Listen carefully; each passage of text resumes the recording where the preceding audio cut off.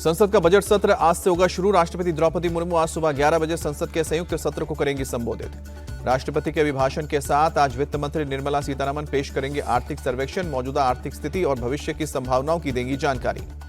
वित्त मंत्री निर्मला सीतारमण 1 फरवरी को पेश करेंगी अपना 8वां बजट। केंद्र सरकार की तरफ से बजट सत्र के दौरान 16 महत्वपूर्ण बिल भी पेश किए जाएंगे।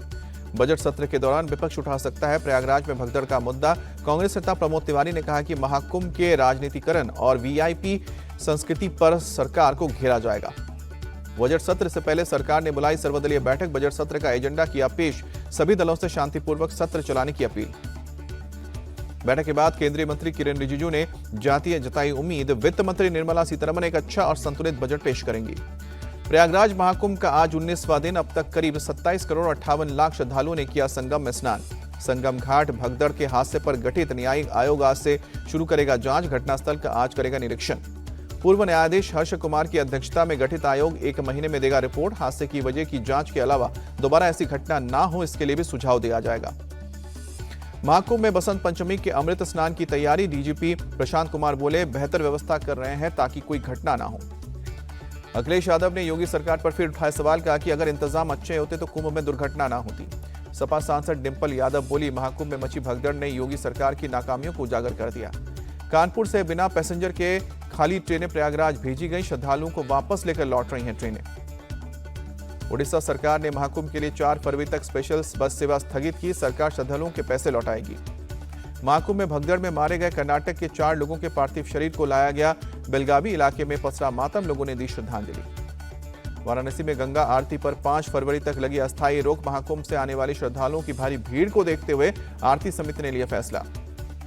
दिल्ली के दंगल में आज दिग्गजों का मुकाबला। पीएम मोदी आज द्वारका के डीडीए ग्राउंड में दोपहर 2 बजे रैली को करेंगे संबोधित। दिल्ली में आज राहुल गांधी मादीपुर में शाम को 5 बजे करेंगे जनसभा को संबोधित। प्रियंका गांधी शाम को 6 बजे मुस्तफाबाद में करेंगी वोट की अपील।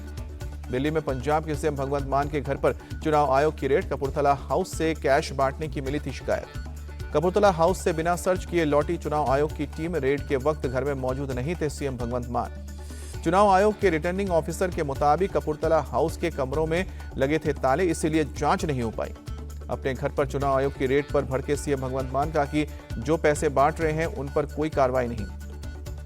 केजरीवाल ने पूरी कार्रवाई के पीछे बीजेपी का हाथ बताया। कहा कि बीजेपी खुलेआम पैसे बांट रही है। रेड पंजाब के सीएम पर हो रही है। सीएम अतिशी ने रेड को लेकर जताई नाराजगी। कहा कि दिल्ली की जनता 5 फरवरी को बीजेपी को देगी जवाब। अगर उम्मीदवार दुर्गेश पाठक का बीजेपी और चुनाव आयोग पर अटैक। कहा कि पूरी दुनिया देख रही है कि बीजेपी पैसे बांट रही है, लेकिन चुनाव आयोग को नहीं दिख रहा। असम के सीएम हेमंत बिस्वा शर्मा का रेड के मामले पर सीएम भगवंत मान को नसीहत। कहा कि भगवंत मान को जवाब आरोप से बचना चाहिए, जहां शिकायत आएगी वहां एक्शन होगा। हेमंत बिस्वा शर्मा बोले, अगर बीजेपी ने कुछ किया है तो आपको शिकायत करनी चाहिए, लेकिन चुनाव आयोग को घर की तलाशी में आपको सहयोग करना चाहिए। यमुना में जहर पर चुनाव आयोग ने अरविंद केजरीवाल को फिर भेजा नोटिस। पानी में जहर से संबंधित 5 सवालों का आज जवाब मांगा है। चुनाव आयोग के नोटिस पर केजरीवाल बोले, मैं नोटिस से डरने वाला नहीं हूं, सच बोलने के लिए जेल जाना पड़े तो तैयार। केजरीवाल ने फिर कहा, दिल्ली में अमोनिया वाला पानी भेजा जा रहा है, अब तक जिंदा हूं, दिल्ली को जहरीला पानी नहीं पीने दूंगा। जंगपुरा से आप उम्मीदवार मनीष सिसोदिया ने भी बीजेपी को घेरा। पूछा, अचानक यमुना में इतना अमोनिया मिलकर कैसे आने लगा। यमुना में जहर मामले पर हेमंत ने केजरीवाल पर साधा निशाना। कहा कि केजरीवाल अपना मानसिक संतुलन खो चुके हैं। तिहाड़ में रहने की वजह से उनका दिमाग भी अपराधियों जैसा हो गया है। केजरीवाल के जहर वाले आरोपों पर अमित शाह का पलटवार। कहा कि केजरीवाल बताएं, यमुना में कौन सा जहर मिलाया गया है। गृह मंत्री अमित शाह बोले, 5 फरवरी दिल्ली से आपदा हटने का दिन है।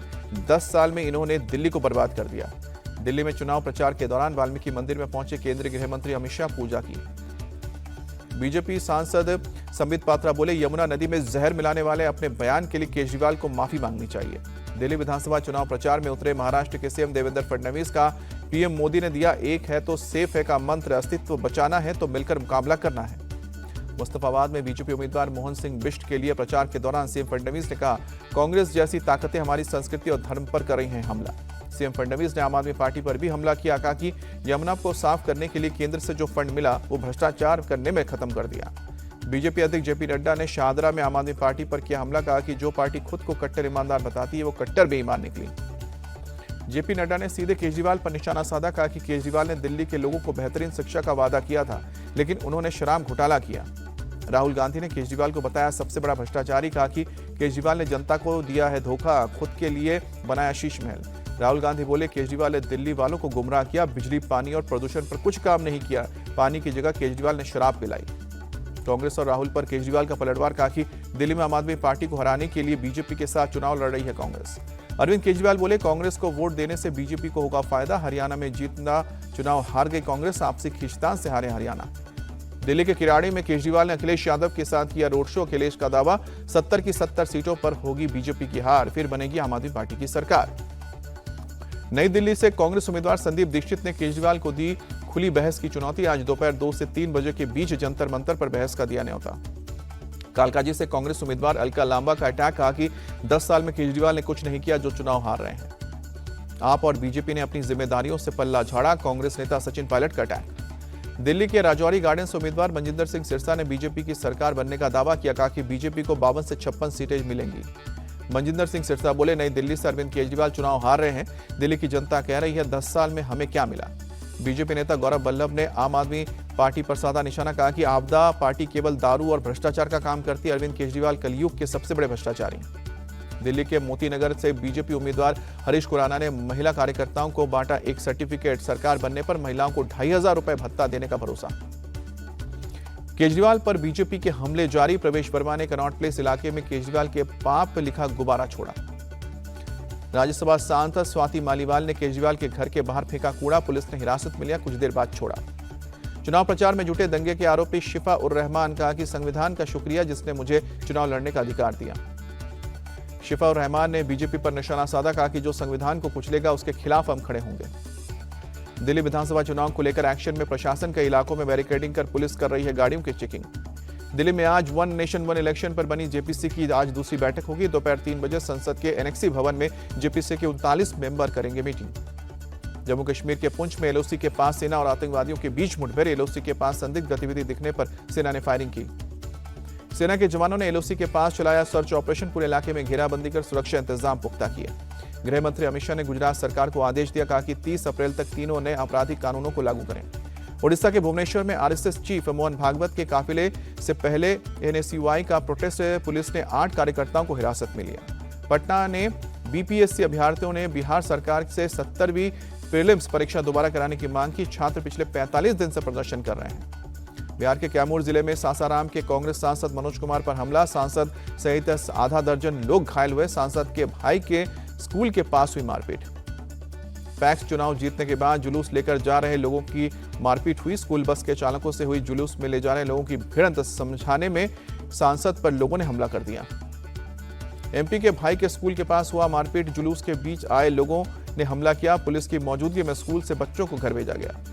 लखनऊ के वृंदावन इलाके में पुलिस और बदमाशों में एनकाउंटर, पुलिस ने 2 बदमाश को गिरफ्तार किया। बदमाशों के पास से तमंचा, कारतूस और बाइक भी बरामद। पुलिस की चेकिंग के दौरान बदमाशों ने की फायरिंग, पुलिस की जवाबी कार्रवाई में एक बदमाश के पैर में गोली लगी, दूसरे बदमाश को भागते हुए पुलिस ने पकड़ा। बिहार के सारण में बाइक सवार बदमाशों ने एक ज्वेलरी शॉप में लूट को अंजाम दिया। विरोध करने पर 3 राउंड फायरिंग की, एक युवक घायल। लूट को अंजाम देने के बाद बदमाश मौके से फरार हुए। पूरी वारदात सीसीटीवी में कैद, पुलिस बदमाशों की तलाश में जुटी। यूपी के फिरोजाबाद में वैष्णो माता मंदिर में चोरी की वारदात, चोर स्वर्ण मुकुट, चांदी की छतरी, दान पेटी सहित लाखों के आभूषण ले भागे। मंदिर प्रबंधन की शिकायत के बाद मौके पर पहुंची पुलिस, मामले की जांच में जुटी पुलिस, सीसीटीवी के जरिए चोरों की तलाश में। महाराष्ट्र के पनवेल से पुलिस ने एक शख्स को किया गिरफ्तार, हत्या के आरोप में गिरफ्तारी हुई। मुंबई के चेंबूर में मेट्रो निर्माण के दौरान गिरा लोहे का खंभा, सोसाइटी की दीवार को पहुंचा नुकसान। एमपी के सीएम मोहन यादव ने अपने जापान यात्रा को बताया पॉजिटिव, कहा कि हम हर जगह रोड शो कर रहे हैं, हमें यहां निवेशकों से अच्छा रिस्पांस भी मिल रहा है। सीएम मोहन यादव बोले, हम भारतीय निवेशकों के साथ जापानी निवेशकों से बात कर रहे हैं, मुझे खुशी है कि हमारी बात सुनी जा रही है और हमें ऑफर भी मिल रहे हैं। पीएम मोदी 98वें अखिल भारतीय मराठी साहित्य सम्मेलन का उद्घाटन करेंगे। 21 से 23 फरवरी तक सम्मेलन चलेगा। सिद्धिविनायक मंदिर पहुंचे डिप्टी सीएम एकनाथ शिंदे, पूजा कर आशीर्वाद लिया। डिप्टी सीएम एकनाथ शिंदे ने सिद्धिविनायक मंदिर के पुनर्विकास की योजना पर बात की। मंदिर के पुनर्विकास के लिए 500 करोड़ रुपए का प्रावधान किया। दिल्ली में world neglected tropical disease day, India Gate को लाइटिंग से सजाया गया, नारंगी और बैंगनी रंगों से जगमगाया। कश्मीरी छात्रों ने श्रीनगर के टीआरसी से लाल चौक के घंटाघर तक तिरंगा रैली निकाली, वंदे मातरम और भारत माता की जय के नारे लगाए। जम्मू कश्मीर के गुलमर्ग में ताजा बर्फबारी, चारों तरफ दिख रही बर्फ की सफेद चादर, टूरिस्ट उठा रहे हैं बर्फ का मजा। भारत और इंग्लैंड के बीच टी20 सीरीज का चौथा मुकाबला आज पुणे में होगा। शाम को 7 बजे मैच। 5 मैचों की टी20 सीरीज में टीम इंडिया 2-1 से आगे। इंग्लैंड के खिलाफ चौथे टी20 मैच में भारतीय बल्लेबाज रिंकू सिंह की हो सकती है वापसी। पीठ में दर्द के कारण सीरीज के दूसरे और तीसरे मैच में दिया गया था आराम। दिल्ली के अरुण जेटली स्टेडियम में दिखी विराट कोहली की दीवानगी, दिल्ली का रणजी मैच देखने उमड़े फैंस। उपराष्ट्रपति जगदीप धनखड़ से मिले विराट कोहली, सोशल मीडिया पर तस्वीर शेयर की। भारतीय शटलर किदाम्बी श्रीकांत और शंकर सुब्रमण्यम थाईलैंड मास्टर्स के मेंस सिंगल्स के क्वार्टर फाइनल में पहुंचे। श्रीकांत ने अपने राउंड ऑफ 16 मैच में हांगकांग के जेसन गुनवान को हराया। शंकर ने इंडोनेशिया के शटलर को शिकस्त दी। राष्ट्रमंडल खेलों के स्वर्ण पदक विजेता मनोज कुमार ने लिया संन्यास, अब मुक्केबाजी को नहीं करेंगे, कोचिंग देंगे। नेशनल गेम्स मेडल टैली में टॉप पर कर्नाटक। तमिलनाडु की नर्मदा नितिन राजू ने 10 मीटर एयर राइफल में राष्ट्रीय रिकॉर्ड के साथ स्वर्ण पदक जीता।